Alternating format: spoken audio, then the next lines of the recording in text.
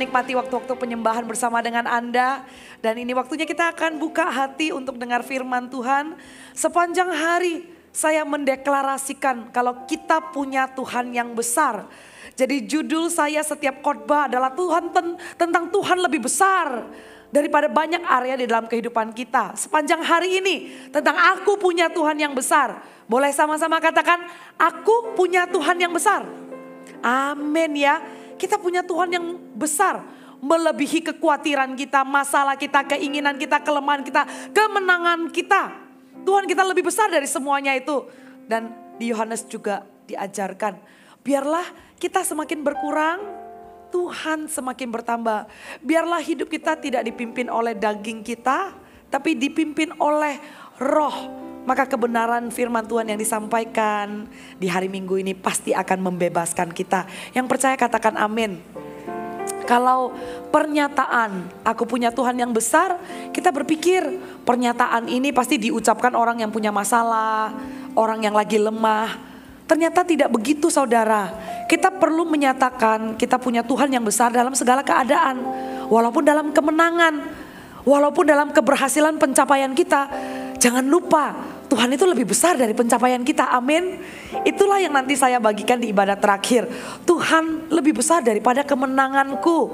Dan di dalam setiap aspek kehidupan kita perlu terus ingat. Saya pertama mengatakan kekhawatiran. Kekhawatiran, banyak sekali kita khawatir hal-hal yang belum terjadi. Dan juga kita perlu nyatakan Tuhan lebih besar dari masalah.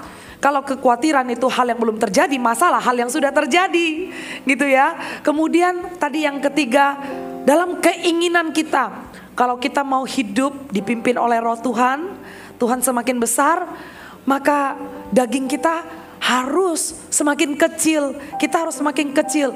Bagaimana kita menyerahkan keinginan kita ke dalam tangan Tuhan. Supaya kita tidak terjebak dan terseret di dalam keinginan kita. Dengan ilustrasi, gambaran cerita dari Alkitab ini belajar banyak sekali. Jadi saya dorong untuk kita bisa dapat sepenuhnya apa yang Tuhan ingin sampaikan tentang Tuhan lebih besar dalam kehidupan kita. Anda bisa dengarkan khotbah-khotbah yang ketinggalan. Bisa ada Anda cari di Pustaka Raja Wali. Saya sendiri waktu menyiapkan, saya kagum.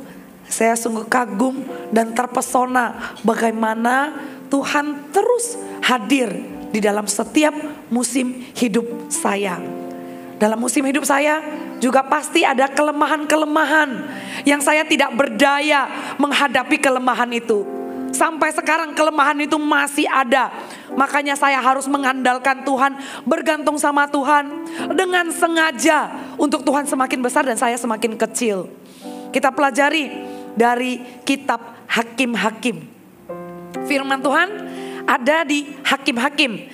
Kita lihat sama-sama ya. Hakim-Hakim pasal yang ke-6 ayat 11 sampai 16.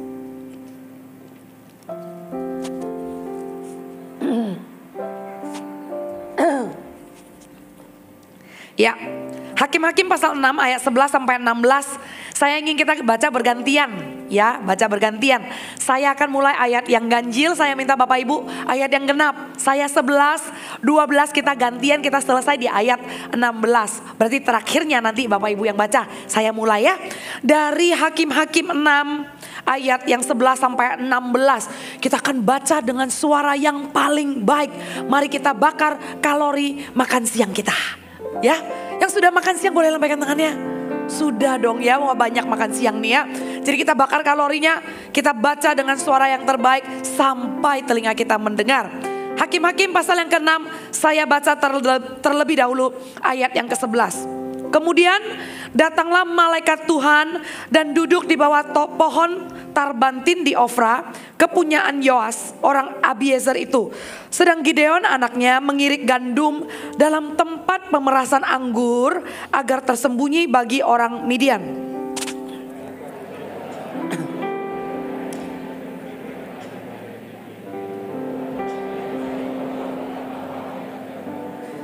Jawab Gideon kepadanya, "Ah Tuanku, jika Tuhan menyertai kami, mengapa semua ini menimpa kami? Di manakah segala perbuatan-perbuatannya yang ajaib yang diceritakan oleh nenek moyang kami kepada kami ketika mereka berkata, bukankah Tuhan telah menuntun kita keluar dari Mesir? Tetapi sekarang Tuhan membuang kami dan menyerahkan kami ke dalam cengkeraman orang Midian."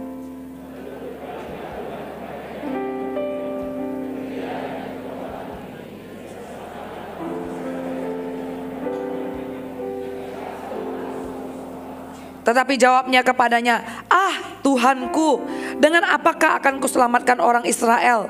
Ketahuilah, kaumku adalah yang paling kecil di antara suku Manasye, dan aku pun seorang yang paling muda di antara kaum keluargaku."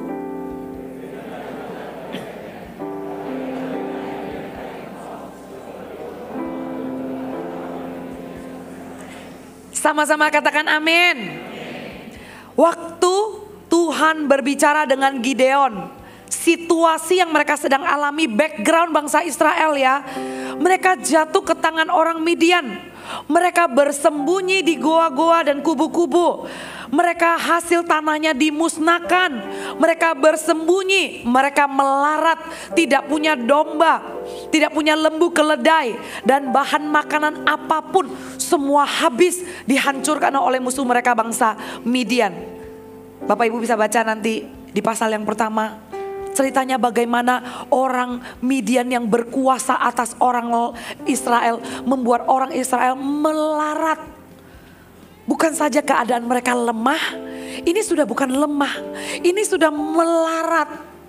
Dan mereka dipermalukan, mereka dihina, dan mereka sungguh di dalam sebuah kemiskinan, keterpurukan. Kenapa saya katakan mereka dipermalukan? Karena waktu didapati si Gideon ini sedang mengirik gandum di tempat pemerasan anggur. Bapak Ibu, ini gak normal. Karena orang kalau mengirik gandum biasanya itu di tempat yang lebih tinggi. Karena kenapa? Setelah mereka mengirik, gandumnya akan tetap ada, tapi kulit-kulitnya itu akan diterpa angin. Jadi secara otomatis membantu mereka memisahkan kulitnya sama isinya gitu loh. Jadi orang kalau mengirik gandum itu di tempat yang tinggi supaya angin berhembus. Tapi dia ada di tempat pemerasan anggur. Tempat pemerasan anggur itu ada di tempat yang jauh dari ketinggian. Malah di persembunyian. Di sanalah dia mengirik gandum. Orang Israel dipermalukan sampai gak berani muncul. Mereka tidak berani mengirik gandumnya di tempat tinggi karena takut kelihatan sama bangsa Midian. Mereka bersembunyi, bahkan kelihatan pun gak berani. Ada di goa-goa dan ada di kubu-kubu. Sampai mereka gak tahan. Saking melaratnya mereka menabur apa, waktu hasil tanahnya mulai ada, orang Midian mulai datang. Merampas semuanya, menghancurkan semua yang hijau, lembu, domba, keledai, semua diambil. Kemudian mereka melarat lagi, bahan makanan apapun tidak ada. Dan mereka berseru kepada Tuhan. Kenapa ini semua terjadi? Karena mereka melupakan Tuhan. Mereka meninggalkan jalan Tuhan, sehingga mereka dikuasai sama musuh mereka. Karena mereka meninggalkan Tuhan sehingga ini semua menimpa atas mereka. Lantas waktu mereka melarat, mereka ingat sama Tuhan. Mereka ingat sama Tuhan, maka berserulah mereka kepada Tuhan. Dan ketika orang Israel itu berseru kepada Tuhan, Tuhan mengutus seorang nabi kepada mereka. Dan kemudian Tuhan berbicara kepada Gideon, dan itulah yang tadi kita baca dari ayat yang ke-11. Tuhan menampakkan diri dan berbicara kepada Gideon itu. Malaikat Tuhan menampakkan diri dan malaikat Tuhan mengatakan begini, "Hai pahlawan gagah berani." Gideon mungkin ketawa ya. Dia mungkin noleh ke belakang. Ngomong sama saya gitu. Dia noleh, gak ada orang lain. Tapi gak salah, panggil saya pahlawan gagah berani. Saya ini lagi melarat, bersembunyi, dipermalukan. dalam titik terendah dalam hidup saya. Udah bukan lemah, udah terpuruk, lemahnya lemah.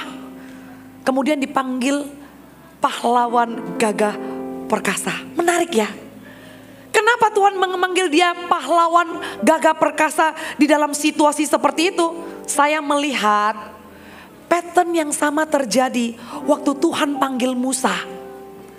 Dan Yesus juga mengatakan begitu kepada murid-muridnya. Rupanya sewaktu Tuhan memanggil kita, tidak selalu di dalam kemenangan kita. Waktu Tuhan bilang kita, waktu Tuhan kasih sebutan pahlawan gagah perkasa, tidak selalu kita dalam kondisi prima-primanya. Tidak selalu kita dalam kondisi baik. Tapi perkataan Tuhanlah yang menentukan. Yang setuju katakan amin. Bukan keadaan yang menentukan, tapi perkataan Tuhanlah yang menentukan. Rupanya si Gideon pada saat itu adalah orang sederhana yang menjalani kehidupannya yang sangat biasa. Dan malaikat Tuhan datang menjumpainya dalam tugasnya sehari-hari. Yesus menemukan murid-muridnya juga dalam tugasnya sehari-hari, lagi menjala ikan. Dan juga bukan orang berpendidikan. Musa menerima panggilannya waktu dia di dalam pelarian, bukan di istana Firaun. Dia gedenya di istana Firaun, tapi karena dia membunuh orang Mesir, dia lari. Dia dalam pelariannya. Artinya apa? Bapak Ibu, ada kabar baik yang saya ingin sampaikan.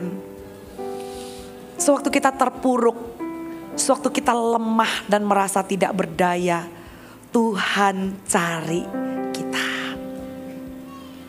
Tuhan cari kita.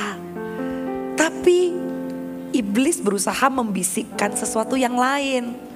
Waktu kita terpuruk, waktu kita gagal, selalu musuh dan iblis itu bisikan apa? Lihat, semua orang tinggalin kamu.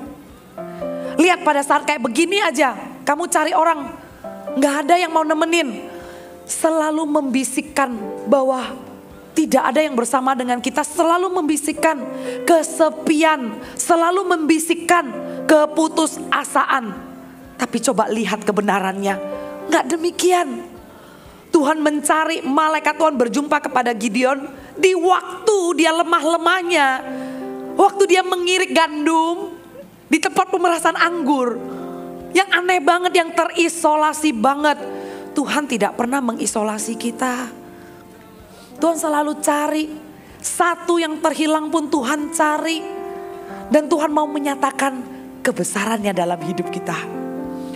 Dan Tuhan bilang, hai Bapak, Anda pahlawan yang gagah perkasa. Hai Ibu, Ibu adalah pahlawan yang gagah perkasa.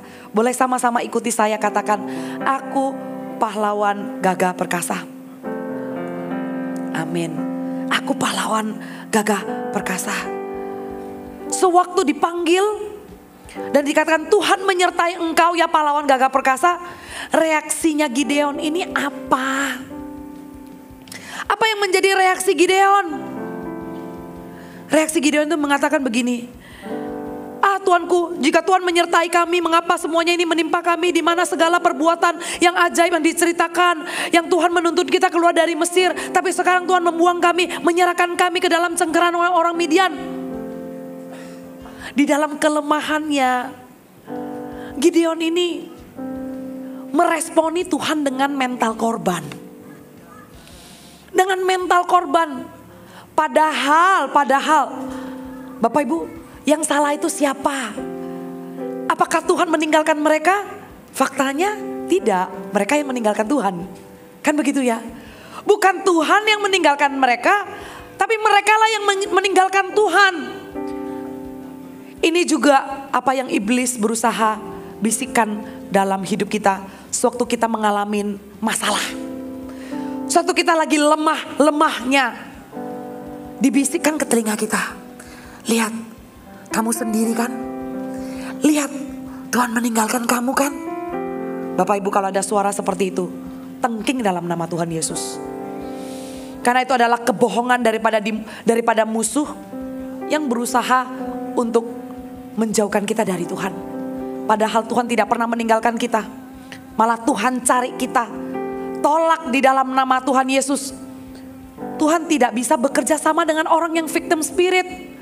Kalau kita mau Tuhan lebih besar daripada kelemahanku, kita gak bisa melihat Tuhan yang besar kalau kita melulu melihat Tuhan adalah lawan kita. Bagaimana kita bisa sepakat, bagaimana kita bisa setuju kalau Tuhan lebih besar? Kalau perkataan Tuhan adalah iya dan amin. Kalau kita bilang Tuhan buang aku, katanya Tuhan menyertai aku, kenapa Tuhan izinkan ini semua terjadi? Mana jawabannya? Mana janjinya? Kalau kita mendekat kepada Tuhan dengan attitude seperti itu, dengan sikap seperti itu, kita tidak akan pernah bisa punya kacamata melihat Tuhan yang besar. Karena kita datang sudah dengan mental korban, mental blaming, menyalahkan. Sewaktu kita lemah, saudara, Tuhan itu besar dalam kehidupan kita. Dan tidak perlu seterusnya kita ada dalam kelemahan itu. Yang percaya katakan amin. Kita tidak perlu berlama-lama dan seterusnya ada di dalam kelemahan itu. Kita sedang menghadapi kelemahan yang berbeda-beda. Dan di musim yang berbeda kelemahannya beda-beda loh. Benar ya Bapak Ibu ya. Seperti di musim sekarang ini mungkin ada orang yang krisis percaya diri. Ada orang yang kelemahannya bukan di area itu, pede, tapi gak aman. Kelihatan pede di luar, tapi insecure di dalam. Ada kelemahan-kelemahan. Ada orang yang kelemahannya di mana? Ada orang yang kelemahannya trauma. Sudah pernah gagal di bidang tertentu.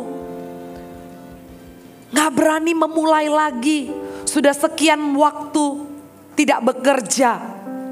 Karena ada tragedi yang menghantam hidupnya. Sehingga tragedi itu menghantamnya menjadi begitu lemah.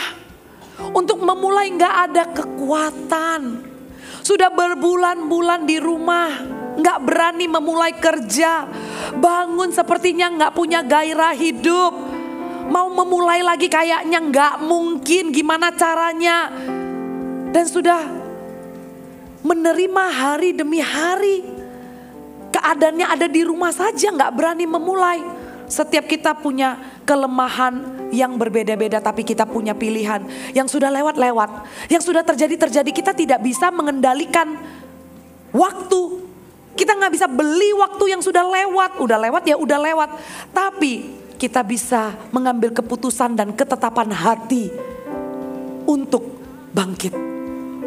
Kita masih punya keputusan ke depannya untuk tidak menyalahkan. Itu ada di tangan kita. Yang terjadi, kita bisa pelajari, ambil hikmatnya. Tapi untuk kedepannya Bapak Ibu, untuk kedepannya kita bisa sama-sama percaya sekali lagi. Di dalam kelemahanlah kuasa Tuhan akan nyata. Bukankah begitu kata 1 Korintus? Di dalam kelemahanku lah nyata kuasa Tuhan. Kita berpikir Tuhanlah yang salah. Gideon berpikir Tuhanlah yang salah. Gideon berpikir Tuhanlah yang harus melakukan segala sesuatu. Orang yang punya mental korban akan punya segala alasan, 100 alasan, 1000 bahkan alasan untuk menyalahkan apa saja yang perlu disalahkan. Tapi kalau orang yang punya mental mau bangkit, ambil ketetapan hati untuk melihat Tuhanku lebih besar, Tuhanku lebih besar, aku punya Tuhan besar. Maka orang itu tidak akan menyalahkan kanan kiri, keadaan, apa yang bisa disalahkan.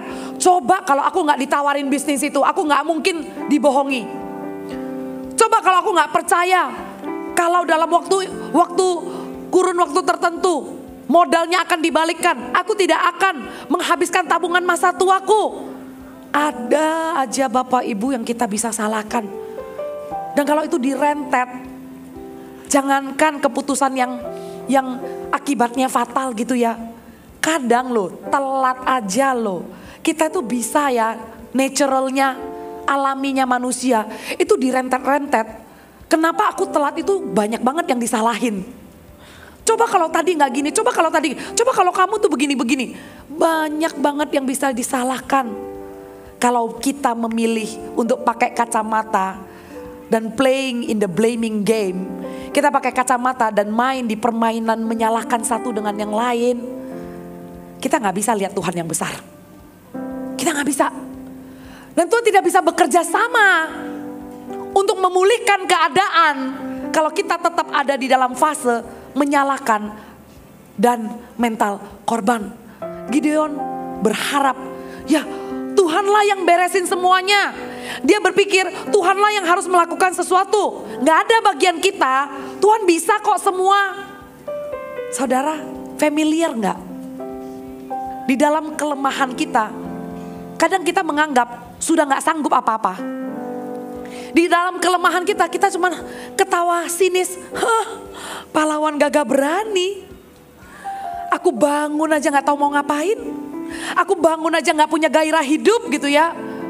Dan kita berharap, Tuhan, saya pernah dengar khotbah, semudah membalikkan telapak tangan. Tuhan, aku imani, besok saya bangun, keadaan tidak begini saja. Saudara gak kayak begitu. Kalau Tuhan mau mengubahkan keadaan, Tuhan terlebih dahulu mengubahkan kita. Amin. Karena bagi Tuhan kita lebih penting daripada keadaan. Ya kan?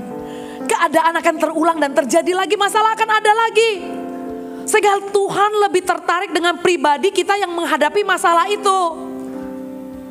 Tuhan dipingin menyatakan pribadinya yang besar dalam hidup kita. Makanya Tuhan ajak Gideon berpartner. Waktu Gideon merasa Tuhanlah yang harus melakukan semuanya. Katanya Tuhan pernah mengusir musuh kita dan memimpin kita dari bangsa Mesir. Mana katanya Tuhan menyertai kita? Tuhan jawab gini ya.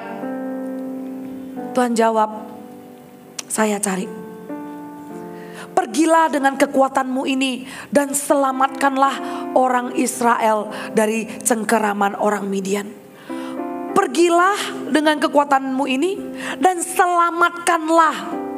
Wow, amanat dan tugas yang diberikan gak tanggung-tanggung. Pergilah dengan kekuatanmu dan selamatkanlah. Wow, ini seperti tugas yang diberikan kepada jenderal yang udah menang perang berapa kali gitu ya. Go, selamatkanlah bangsamu.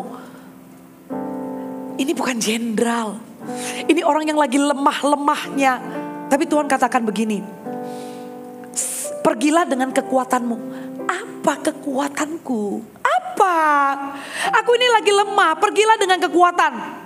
Saudara, di dalam kita masih ada kekuatan yang kita tidak sadari. Dalam keadaan seterpuruk apapun, sampai tidak ada sisa bahan makanan, tidak ada domba, tidak ada lembu, tidak ada keledai, terpuruk, miskin, kelaparan. Tuhan bilang pergilah dengan kekuatanmu. Apa yang Tuhan lihat? Tuhan lihat kekuatan kerendahan hati Gideon. Walaupun dipermalukan, mengirik gandum, bukan mengirik gandum. Namanya apa tadi ya? 11. Mengirik gandum di tempat pemerasan anggur. Dia tetap lakukan. Dia tetap lakukan. Saudara, waktu kita sudah merasa kita tidak punya apa-apa, jangan tidak melakukan apa-apa. Seolah-olah pekerjaan kita hilang. Seolah-olah bangun pagi tidak ada tujuannya. Kalaupun harus mengirik gandum bukan di tempat gunung yang biasanya orang tempat ngirik gandum. Kalaupun saya tidak berangkat kerja ke kantor yang biasanya saya pergi, dia memilih untuk mengirik gandum di tempat pemerasan anggur. Saya rasa Tuhan akan tergerak dan Tuhan akan melakukan bagiannya.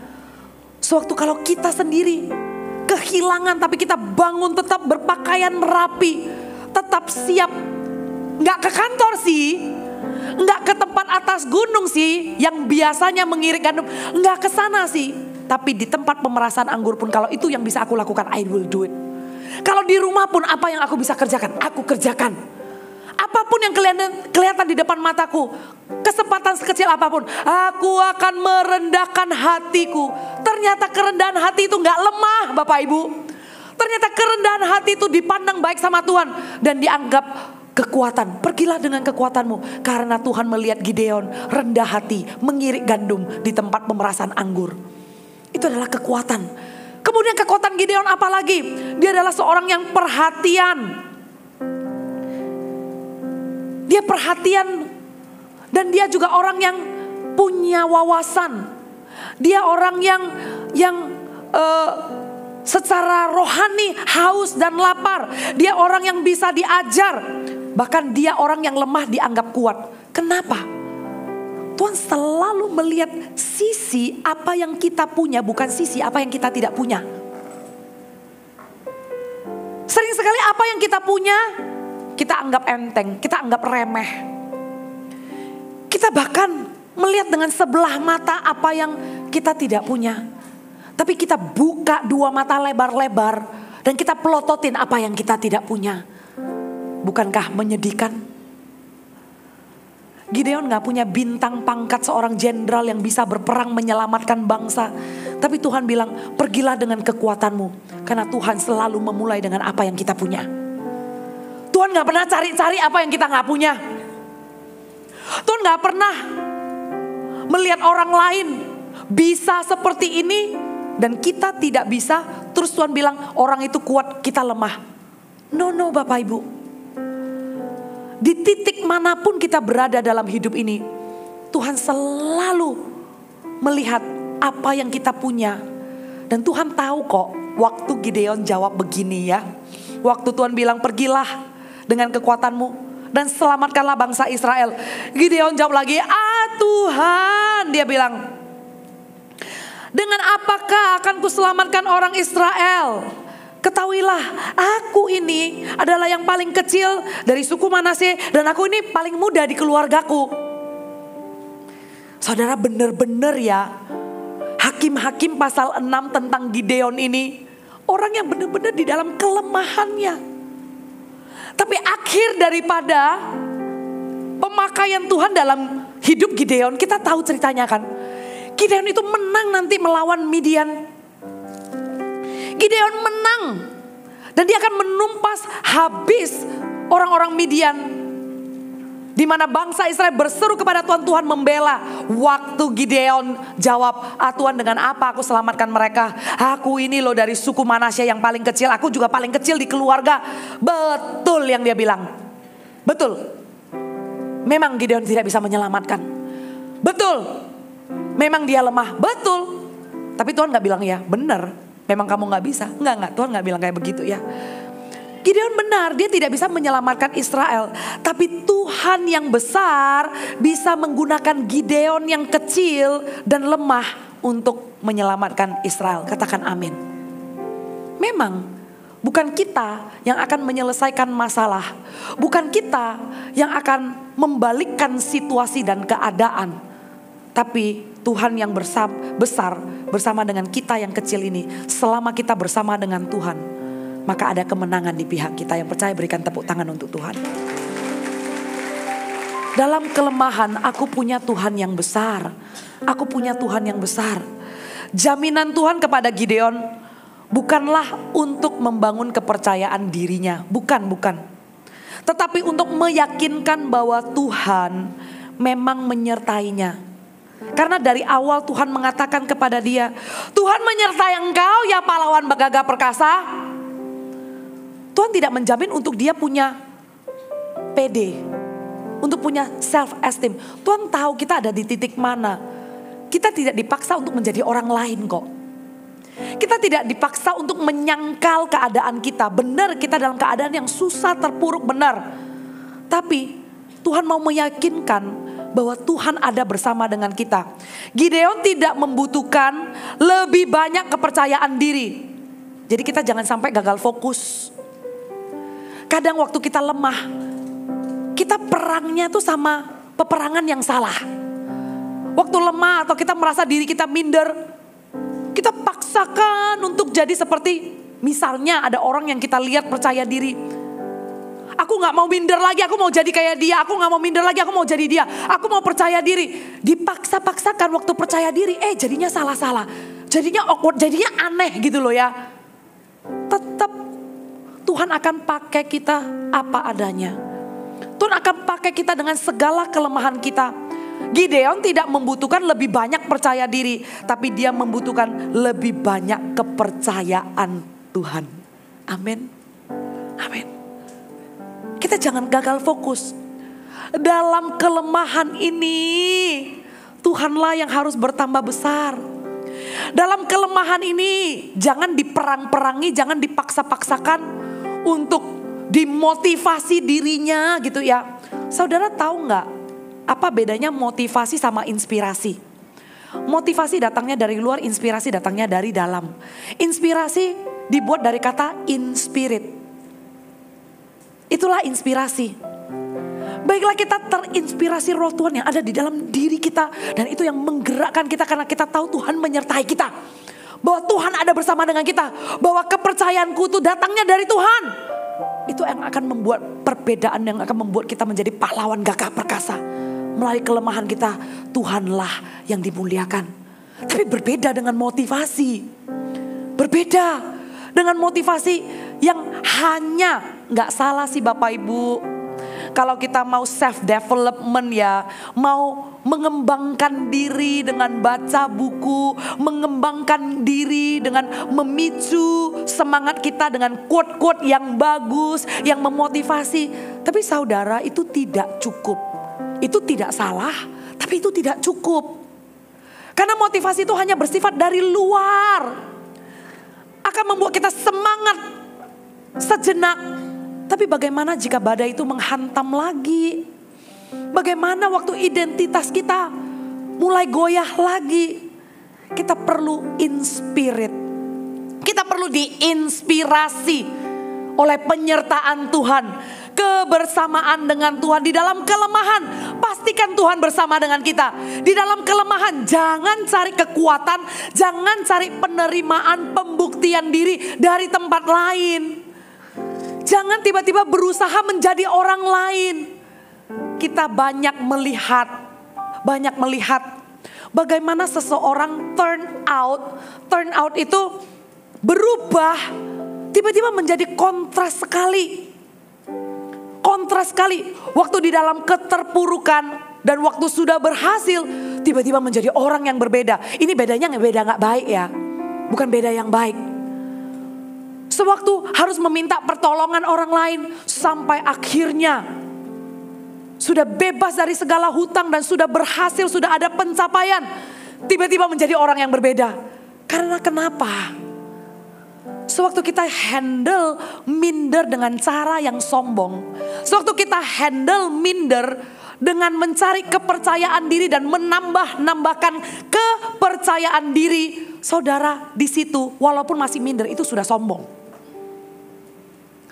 Keminderan yang dihandle dengan berusaha membuktikan diri, di situ akar kesombongan sudah mulai menancap dalam kehidupan kita.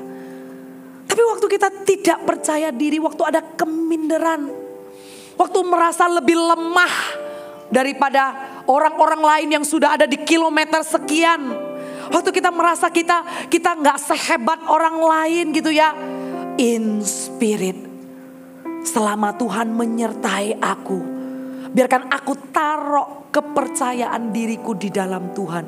Biarkan kepercayaan diri itu datangnya dari Tuhan.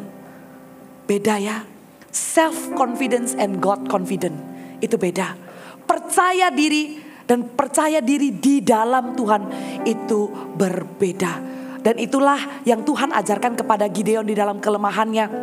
Memang dia tidak akan menyelamatkan bangsanya, tetapi akulah yang menyertai engkau. Itulah firman Tuhan di ayat yang terakhir tadi. Ayat yang 16, berfirmanlah Tuhan kepadanya, akulah yang menyertai engkau. Sebab itu engkau akan memukul kalah orang Midian itu sampai habis. Dan benar itu terjadi, dipukul sampai habis. Penting untuk kita mengetahui bahwa Tuhan telah mengutus kita. Penting untuk kita mengetahui bahwa Tuhan berjanji akan membuat kita lebih kuat. Perlu bagi kita tahu bahwa kita adalah pahlawan gagah perkasa. Tapi lebih penting lagi apa coba? Lebih penting lagi mengetahui bahwa Dia ada bersama dengan kita. Itu lebih penting lagi. Ini adalah jaminan yang sama yang diberikan Allah kepada Musa. Di Keluaran 3 ayat 12 kita lihat sama-sama. Keluaran 3 ayat 12 bunyinya begini, saya bacakan ya. Lalu firman-Nya, bukankah aku akan menyertai engkau? Inilah tanda bagimu bahwa aku yang mengutus engkau apabila engkau telah membawa bangsa itu keluar dari Mesir. Maka kamu akan beribadah kepada Allah di gunung ini. Bukankah aku menyertai engkau? Bukankah aku menyertai engkau? Waktu Musa diminta untuk memimpin bangsa Israel yang berjuta-juta orang itu. Dia bilang, why me? Kenapa aku? Tapi Tuhan bilang, bukankah aku menyertai engkau? Dalam kelemahan kita, ingatlah Bapak Ibu, saya kasih 3 poin untuk kita bawa pulang sama-sama ya. Yang pertama, Tuhan selalu memulai dari apa yang ada pada kita. Tuhan tidak pernah memulai apa yang kita tidak punya.